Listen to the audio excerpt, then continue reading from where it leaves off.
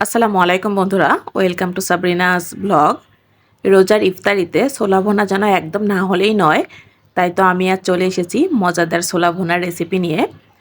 ছোলা ভুনা করার জন্য আমি এখানে নিয়ে নিয়েছি ছোলাগুলো আমি সারা রাত পানি দিয়ে ভিজিয়ে রেখেছিলাম এবং আজকে দুপুর পর্যন্ত ভিজিয়ে রেখেছিলাম। পরিষ্কার করে ধুয়ে নিয়েছি। ছোলাগুলো খুব ভালোভাবে ভিজে গিয়েছে। এখন আমি রান্না করে নিব। রান্নার জন্য প্রথমেই ছোলাগুলো খুব ভালো করে সিদ্ধ করে নিতে হবে। আমি ছোলাগুলো প্রেসার কুকারে সিদ্ধ করব যাতে খুব দ্রুত এবং ভালোভাবে সিদ্ধ হয়ে যায়। দিয়ে দিব 2টা আলু আর দিব লবণ। এখন আমি ঢাকা দিয়ে ছোলাগুলো খুব ভালো করে সিদ্ধ করে নিব। ছোলাগুলো সিদ্ধ হয়ে গিয়েছে। আমি 3টা সিটি দিয়ে নিয়েছি প্রেসার কুকারে। খুব সুন্দরভাবে সিদ্ধ হয়ে গিয়েছে। এখন আমি পানিগুলো ছেঁকে ফেলে দিব এবং একটু পরিষ্কার পানি দিয়ে ধুয়ে তারপরে বাকি রান্নাটা করে নিব। রান্না করার জন্য ফোড়নে দিয়ে দিব তেজপাতা, শুকনা মরিচ, 2টা এলাচ আর দিব একটু দারুচিনি। কুচানো পেঁয়াজ দিয়ে দিব। পেঁয়াজগুলো খুব ভালো করে ভেজে নিব। দিয়ে দিব আদা বাটা, রসুন বাটা, একটু পেঁয়াজ বাটা, শুকনা মরিচ বাটা, জিরা বাটা আর ধনে বাটা। সব মশলাগুলো আমি খুব ভালো করে বেটে নিয়েছি। পরিমাণ মতো হলুদের গুঁড়ো, লবণ, একটু পানি দিয়ে মশলাগুলো খুব ভালো করে কষিয়ে নিব।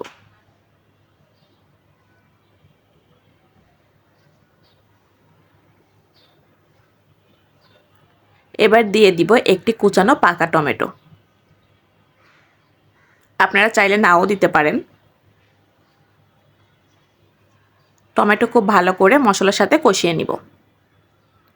টমেটো কষানো হয়ে গিয়েছে।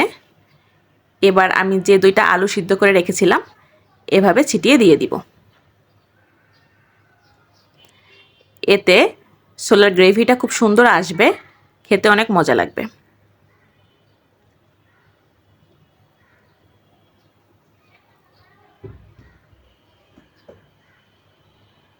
ভালোভাবে কষিয়ে নিব। এবার দিয়ে দিব সিদ্ধ করে রাখা ছোলা।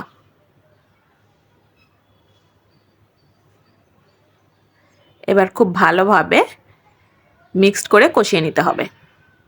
মশলার সাথে ভেজে নিব। ছোলা অনেকে অনেকভাবে রান্না করে, তো আপনারা একবার এভাবে রান্না করে খেয়ে দেখবেন। কথা দিচ্ছি অনেক মজা লাগবে। আমি অনেকভাবে রান্না করে খেয়ে দেখেছি, এভাবে সবথেকে বেশি ভালো লাগে।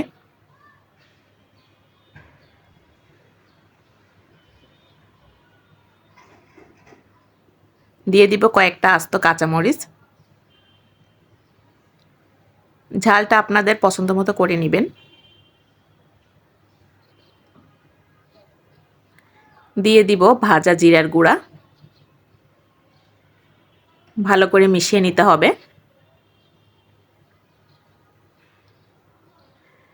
আমার ছোলা রান্না হয়ে গিয়েছে। এই মুহূর্তে আমি কুচানো ধনেপাতা দিয়ে তুলে নিব। তবে আপনারা চাইলে ধনেপাতা কুচি নাও দিতে পারেন, এটা যার যার ইচ্ছে।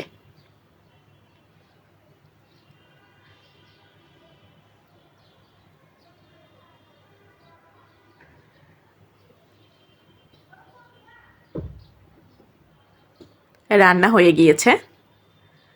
বন্ধুরা, আপনারা দেখলেন আমি কিভাবে ছোলাটা ভুনা করলাম। এভাবে ভুনা করলে অনেক বেশি মজা হয়। আমি সবসময় এভাবেই করি। তো যদি ভিডিওটা আপনাদের ভালো লেগে থাকে তাহলে অবশ্যই ভিডিওটিতে একটি লাইক দিবেন, কমেন্ট করবেন, আমার পাশে থাকবেন। আজকের মতো এ পর্যন্তই। দেখা হবে পরবর্তীতে নতুন কোনো ভিডিওতে। সবাই ভালো থাকবেন, সুস্থ থাকবেন। আসসালামু আলাইকুম।